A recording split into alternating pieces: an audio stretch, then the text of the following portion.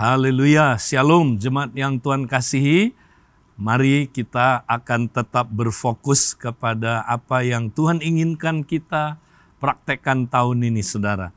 Kita mau menjadi murid Kristus yang sejati. Masih ingat, saudara, Tuhan mau kita mempraktekkan 3B setiap hari, saudara. Berjalan bersama Kristus. Kita mau, saudara, belajar dari Kristus dan berubah serupa dengan Kristus. Nah, kita akan memperdalam topik ini, saudara. Tapi sebelumnya mari kita datang, kita mau menyembah Dia dalam roh dan kebenaran.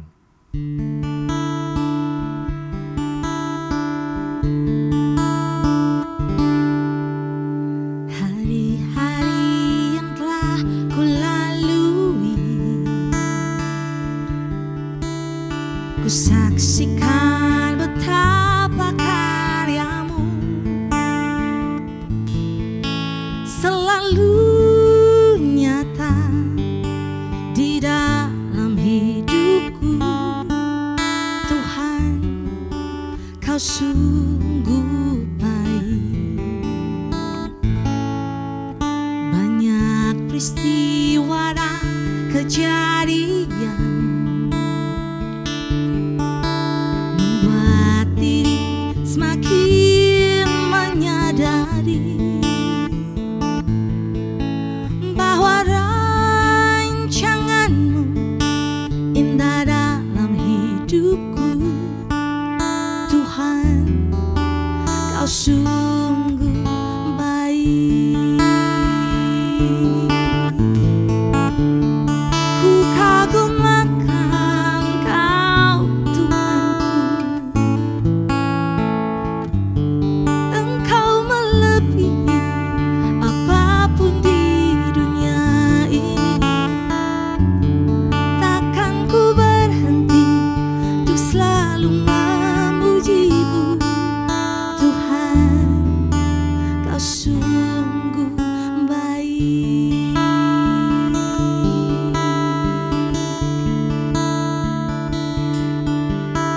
Hari-hari yang telah kulalui, ku saksikan betapa karya-Mu selalu nyata di dalam hidupku. Tuhan, Kau sungguh baik. Banyak peristiwa dan kejadian membuat diri semakin menyadari bahwa rancangan-Mu indah dalam hidupku. Tuhan, Kau sungguh baik. Ku kagum akan Kau, Tuhanku. Engkau melebihi apapun di dunia ini. Takkan ku berhenti untuk selalu memuji-Mu. Tuhan, Kau sungguh baik. Ku kagum akan Kau, Tuhanku. Engkau melebihi apapun di dunia ini. Takkan ku berhenti untuk selalu memuji-Mu. Tuhan, Kau sungguh baik. Takkan ku berhenti untuk selalu memuji-Mu. Tuhan, Kau sungguh baik.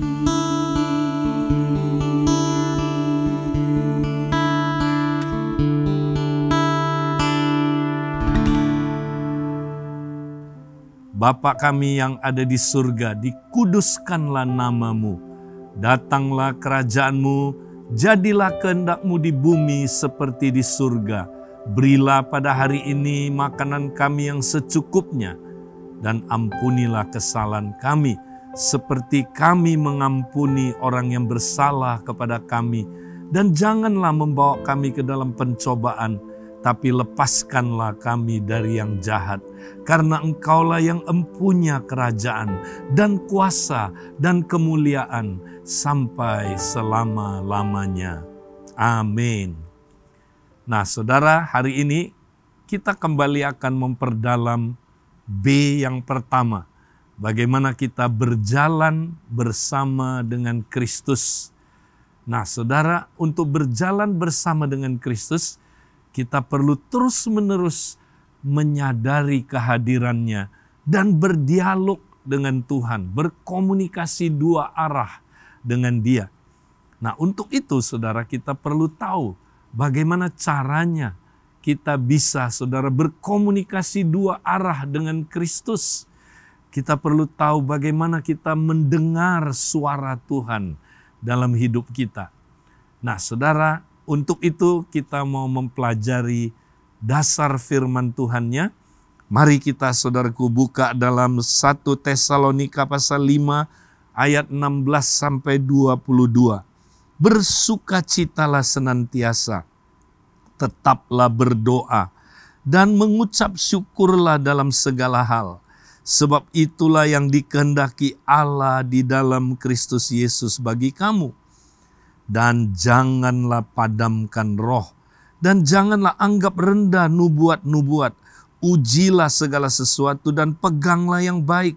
Jauhkanlah dirimu dari segala jenis kejahatan. Nah ayat ini berkata saudara, ya kita harus bersukacita senantiasa. Bersukacita adalah tanda bahwa saudara kita hidup di dalam kerajaan Allah. Karena kerajaan Allah bukan soal makan dan minum, tetapi adalah soal kebenaran, damai sejahtera dan sukacita di dalam Roh Kudus. Nah saudara, kemudian bukan hanya kita perlu bersukacita senantiasa, kita perlu tetap berdoa. Nah di dalam saudaraku terjemahan lain dikatakan berdoalah senantiasa. Ya, pray without ceasing. Berdoa tanpa berkesudahan. Artinya terus menerus berdoa saudara. Mengucap syukurlah dalam segala hal. Nah saudara, jadi ini adalah gaya hidup kita dalam kita mengikut Yesus. Jadi kalau kita mau berjalan bersama Yesus, saudara, kita mesti terus-menerus sadar akan hadiratnya dan berdialog dengan Dia, saudara. Berdoa senantiasa. Nah, saudara, saya ingat ya akronim doa yang luar biasa, saudara.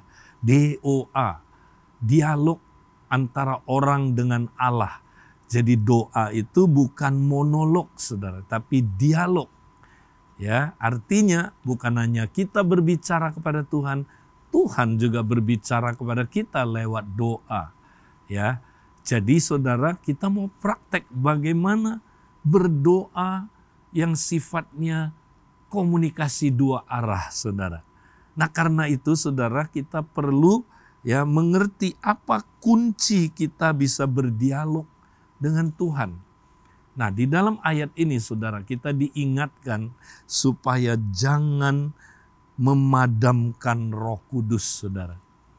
Ya, kita jangan memadamkan pekerjaan Roh Kudus. Roh Kudus, saudara, itu diutus adalah untuk saudara memampukan kita untuk selalu berkoneksi dengan Kristus Sang Kepala itu. Kalau Watchmeni berkata demikian, saudara, ya, Roh Kudus itu seumpama syaraf di dalam tubuh yang menghubungkan setiap anggota dengan kepala. Demikianlah, saudara, fungsi Roh Kudus dalam hidup kita. Ya, Dia menghubungkan kita dengan Kristus Sang Kepala sehingga kita bisa berkomunikasi dua arah. Ya, kita bisa saudara berdialog dengan Kristus saudara dalam hidup kita. Nah karena itu saudara kita jangan padamkan pekerjaan Roh Kudus dalam diri kita. Ya, memadamkan Roh Kudus itu seumpama ada api yang sedang menyala disiram dengan air. Ya, kita memang sejak terima Yesus sebagai Tuhan dan Juru Selamat, kita nggak mungkin saudara bisa menghujat Roh Kudus. Ya, karena Roh Kudus sudah berdiam dalam diri kita. Tapi kita bisa mendukakan Roh Kudus. Kita bisa memadamkan pekerjaan Roh Kudus. Makanya kita jangan memadamkan pekerjaan Roh Kudus, saudara. Kita harus ya menghormati Dia. Ya, kita harus saudara menghargai pekerjaan Roh Kudus dalam diri kita yang memampukan kita bisa mendengar suaranya, saudara. Ya, nah hari ini saudara, kita akan belajar bagaimana sebenarnya kita mendengar suara Tuhan, saudara. Nah di dalam ayat ini saudara, bagian kita adalah kita disuruh bersyukurlah dalam segala hal. Kalau kita bersyukur dalam segala hal saudara, kita maka terbuka untuk sadar akan hadirat Allah. Karena ketika kita bersyukur saudara, kita sadar akan hadiratnya. Nah waktu kita sadar akan hadiratnya, mudah kita mendengar suara Tuhan saudara. Ya, tapi kalau kita bersungut-sungut saudara, sebaliknya kita tidak sadar akan hadirat Allah. Akibatnya apa saudara? Maka kita sulit mendengarkan suara Roh Kudus.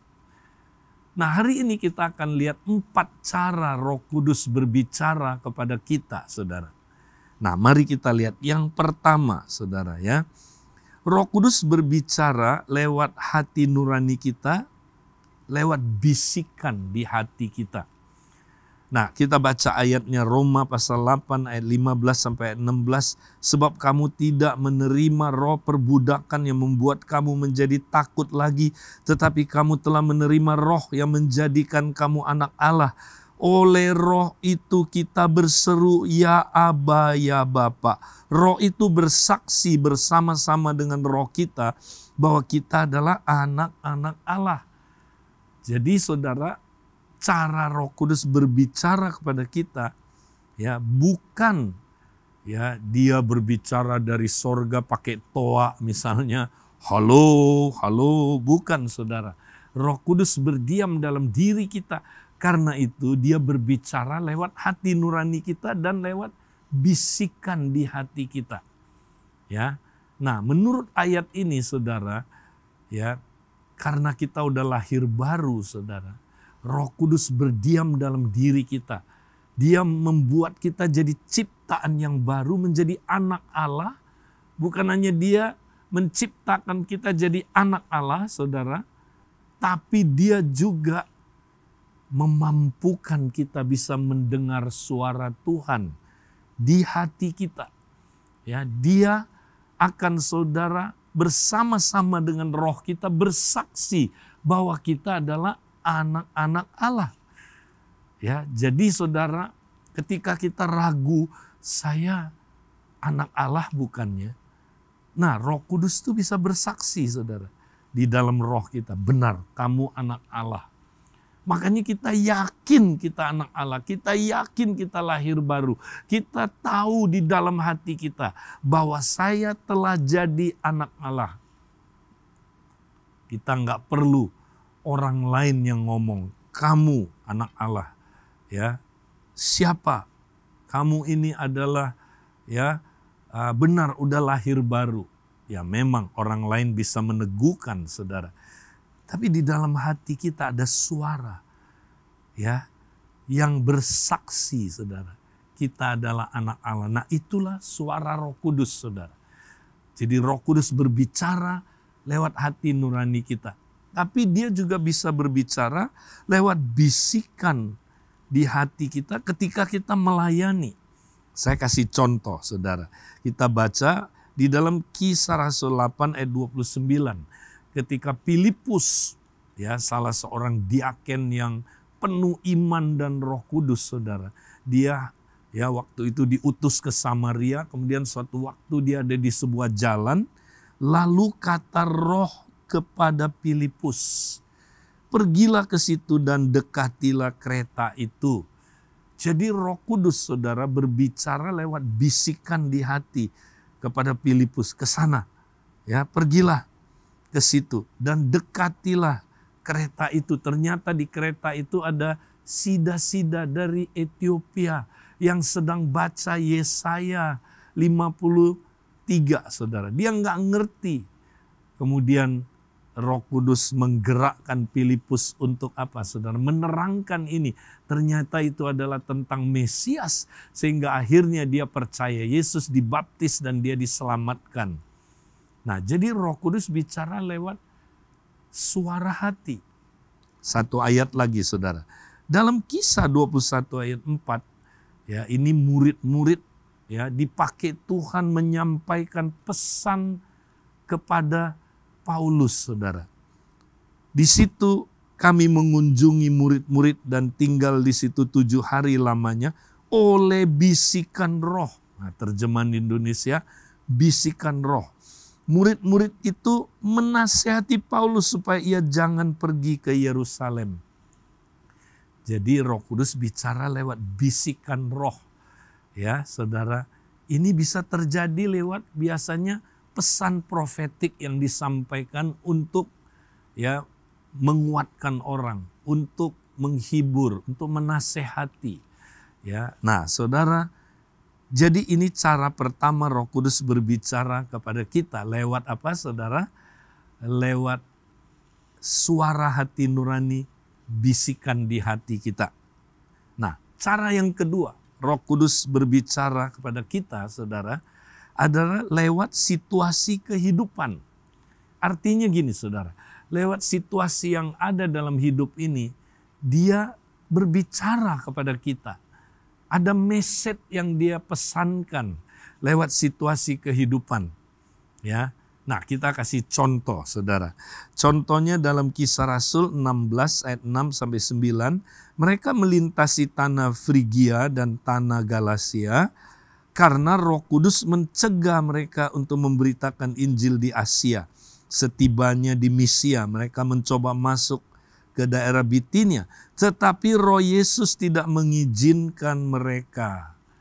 Nah, tim misinya Paulus sedang melakukan pekerjaan misi dari kota ke kota.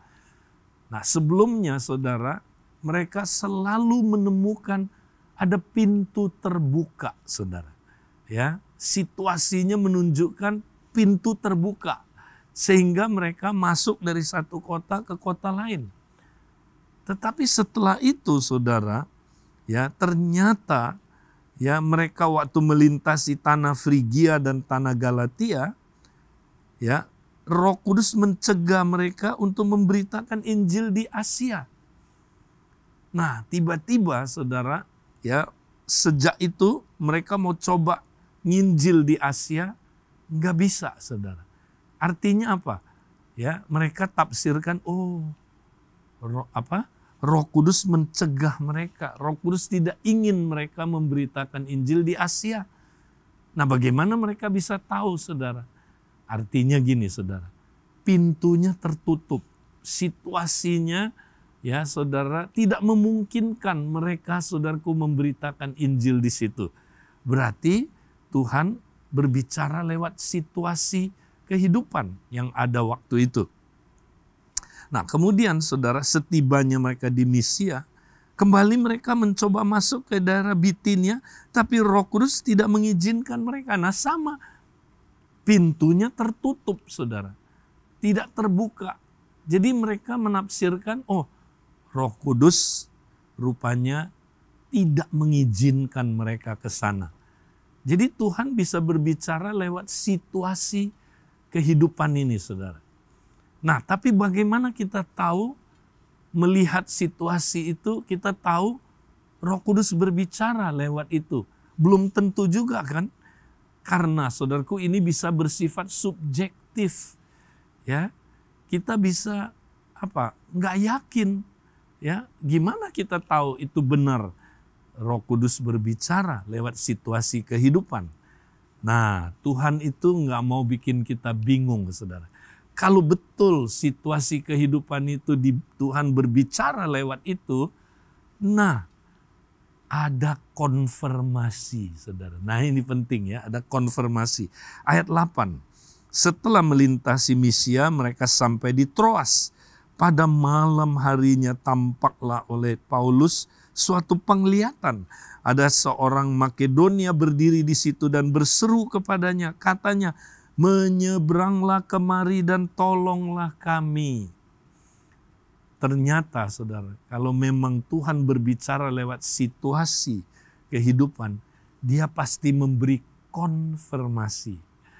Nah, konfirmasinya bisa apa? Bisa lewat hal-hal ya, peneguhan, lewat mereka lihat penglihatan, saudara. Ya, mereka saudara mungkin ya mendengarkan sesuatu, saudaraku, ya. Mungkin bersifat nubuatan, ya saudara, atau ya ketika mereka membicarakannya, saudara, mereka berdiskusi, mereka confirm. Nah, kalau saudara baca ayat berikutnya, mereka saudara akhirnya apa, saudara? Mereka berbicara, mendiskusikan apa yang terjadi. Tim misi Paulus berdiskusi, saudara. Akhirnya mereka mengambil kesimpulan bahwa memang Tuhan berbicara lewat situasi kehidupan. Karena ada konfirmasi, saudara. Konfirmasinya tadi lewat penglihatan, saudara. Kemudian lewat mereka diskusi. Ya, yang mungkin yang seorang bilang, iya saya confirm. Saya juga dapat yang sama. Ya, yang lain juga confirm, saudara. Jadi 2-3 saksi meneguhkan satu perkara, saudara. Sehingga mereka yakin, ya, Roh Kudus berbicara lewat situasi kehidupan.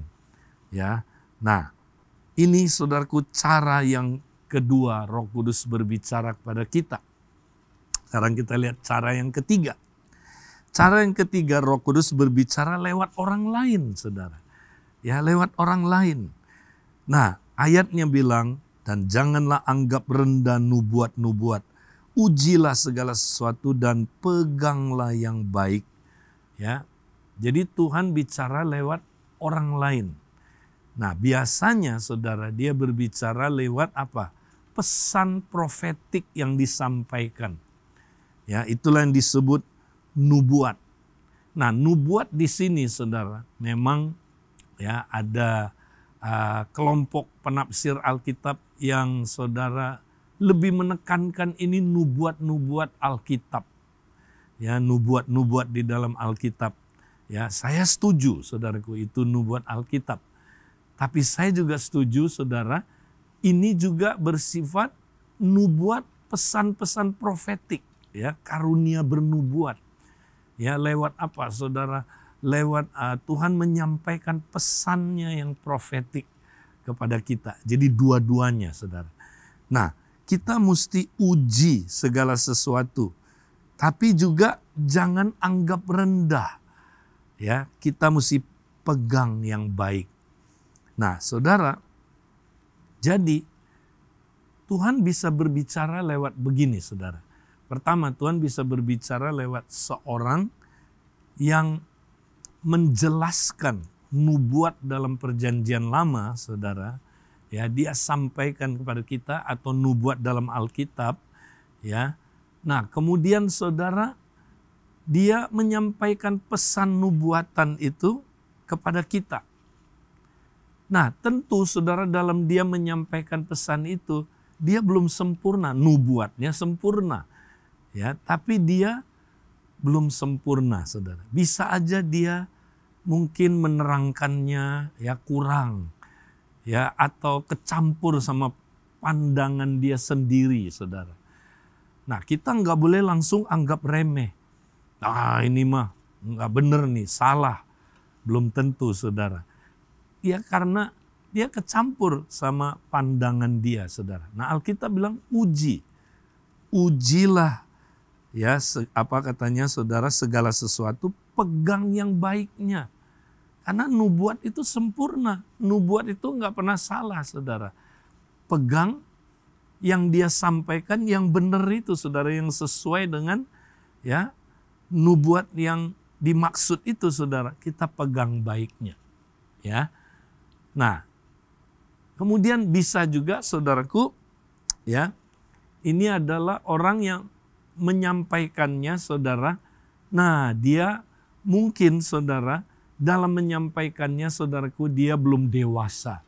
Sehingga, ya, apa, saudaraku, cara-cara dia menyampaikannya, saudara, membuat akhirnya, saudara, ya, orang menjadi syak mungkin, saudara. Nah, karena menjadi syak, orang tolak message-nya benar, saudara. Tapi cara dia menyampaikannya, saudara, ya, dia tidak dewasa misalnya. Nah, jadi tetap kita mesti rendah hati, saudaraku, terima. Ya, kalau kita dengarkan itu betul nubuat sesuai dengan yang firman Tuhan katakan, kita harus belajar menerimanya. Jangan anggap enteng. Kenapa, saudara? Karena kalau kita lihat 2 Petrus 1 ayat 20-21, yang terutama harus kamu ketahui ialah bahwa nubuat-nubuat dalam Alkitab tidak boleh ditafsirkan menurut kehendak sendiri.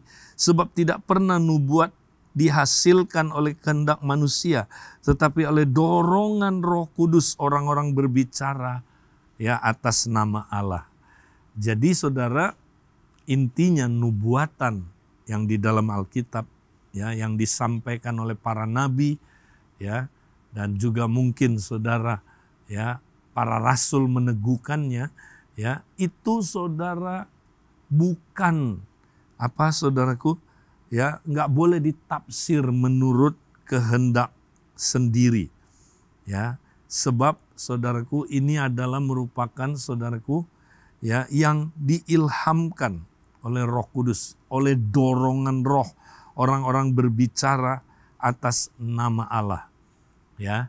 Nah, saudara, inilah yang dimaksud nubuat-nubuat pertama. Tapi ada juga nubuat, saudara, bukan nubuat dalam Alkitab, saudara. Ya. Nah, tapi ini nubuat kata-kata profetik. Ya, dalam karunia-karunia, salah satunya karunia bernubuat.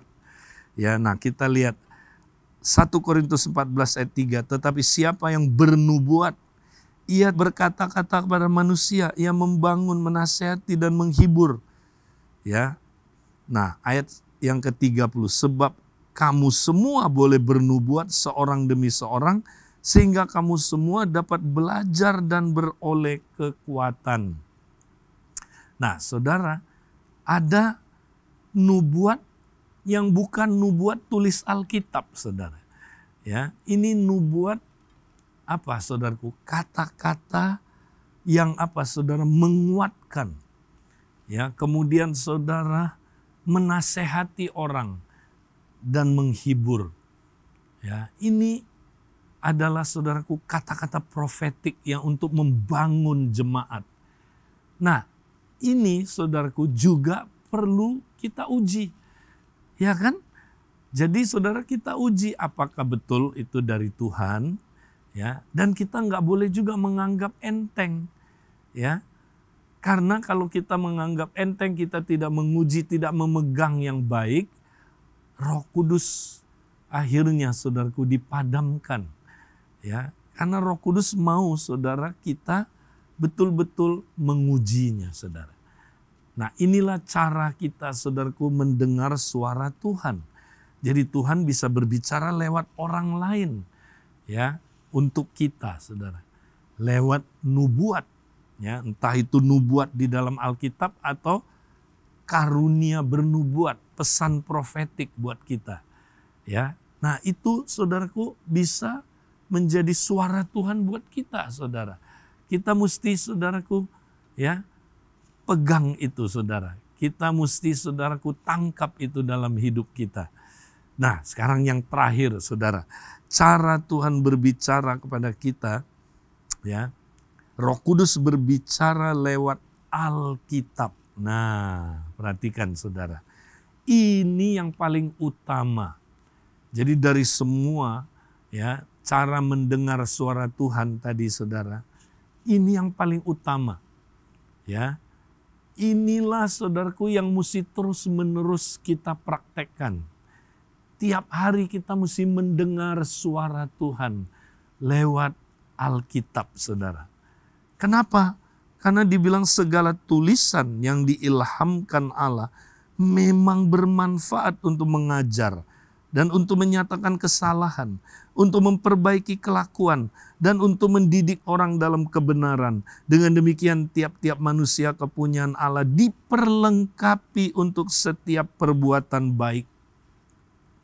Nah, saudara, banyak orang ya mau mendengar suara Tuhan seperti yang tadi, saudara. Ya, yang lewat suara hati nurani bisikan di hati, ya, lewat situasi kondisi hidup, ya, lewat orang lain, ya, itu bagus, saudara. Tapi yang paling penting yang kita mesti praktekkan tiap hari adalah kita mesti dengar suara Tuhan lewat firman-Nya, saudara. Lewat Alkitab. Ini paling penting dan ini mendasari. Firman Tuhan mendasari, saudara. Ya. Kita bisa, saudaraku, mendengar suara-suara yang lain itu, saudara. Ya, cara Tuhan berbicara ya lewat yang lain itu, saudara. Kalau kita dasarnya nggak kuat, saudaraku, ya kita nggak bisa menguji ya apakah, saudaraku, ya itu suara Tuhan, ya karena suara Tuhan nggak mungkin bertentangan sama firman Tuhan. Ya, suara Tuhan itu selalu sesuai dengan kebenaran firman Tuhan. Nah, karena itu tiap hari, saudara, mari kita mau dengar suara Tuhan lewat Alkitab, saudara. Ya, nah kenapa? Karena segala tulisan itu diilhamkan oleh Allah. Artinya dihembus dari mulut Allah. Ya, artinya, saudaraku, ya itu pekerjaan Roh Kudus sebenarnya. Mengilhami penulis-penulis Alkitab, saudara. Ya, sehingga Alkitab tulisan-tulisan itu tanpa salah, saudara. Ya, tidak ada kesalahan dalam message yang disampaikan tentang keselamatan, saudara. Ya, kemudian, saudara, kalau kita baca firman Tuhan, apa manfaatnya, saudara? Ya, maka pertama kita akan mendapat pengajaran tentang kebenaran. Kita mendapatkan kebenaran, saudaraku. Dan kalau kita mengerti kebenaran ini, saudara, wow, ya kebenaran itu akan memerdekakan kita. Ya, kemudian, saudara, dia juga menyatakan kesalahan. Firman Tuhan itu, saudara, terang. Ketika terang datang, dia mengekspos kegelapan. Ya, dia mengekspos kesalahan kita. Dia mengekspos, saudaraku, ya apa, saudaraku, dosa-dosa kita. Ya, dia menyatakan kesalahan. Ya, dan bukan hanya itu, tapi dia juga memperbaiki kelakuan. Ya, dia mengoreksi kita, saudara, sehingga membawa kita kepada kebenaran itu. Ya, nah dibilang untuk mendidik orang dalam kebenaran. Dengan demikian tiap-tiap orang kepunyaan Allah diperlengkapi untuk setiap perbuatan baik. Jadi, saudara, kalau kita renungkan firman Tuhan, ya, kita menemukan hikmat bagaimana kita melakukan kebenaran itu, saudara. Ya, sehingga, saudara, ya kita diperlengkapi untuk setiap perbuatan baik. Saudara mau hidup berbuat baik, saudara. Saudara nggak bisa berbuat baik, ya menurut standar Allah, ya kalau saudara nggak pernah merenungkan firman Tuhan.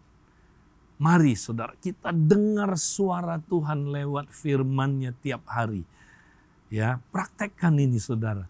Dan saudara lihat hidup saudara akan berbeda. Jadi, saudara, mari kita praktek B yang pertama, terus-menerus berjalan bersama dengan Kristus. Caranya gimana, saudara? Sadar akan hadirat-Nya terus-menerus. dan berdialog dengan Dia, saudara.